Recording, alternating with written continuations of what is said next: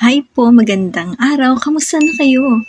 Salamat po pala sa mga bagong subscriber dito sa aking YouTube channel. Thank you po so much. Medyo nag-grow na po tayo. May time talagang di lang nakakapag-upload ang inday nyo. Pero sinusubukan ko naman. Mahirap talaga maging kasambahay dahil para ka din naman nasa sarili mong tahanan. Mga susunod na mga buwan na to hopefully, in God's will, magka-jowa na ako. At ganito rin naman ang magiging takbo ng buhay ko. Araw-araw, kaharap mo mga gawain sa bahay. Plus, kung magkaka-jowa nga at matuloy na nga, di wow, kakaroon na tayo ng sariling pamilya. At mas lalawak na ang mga video vlogs ko. Can't wait for that.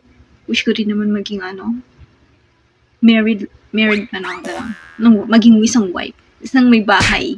Ano ba yan? Nalita! But then, thank you so much mga watchers, mga viewers na nagsistay at napapadpad dito sa aking channel. Sana po natutuwa kayo sa mga video ina-upload ko.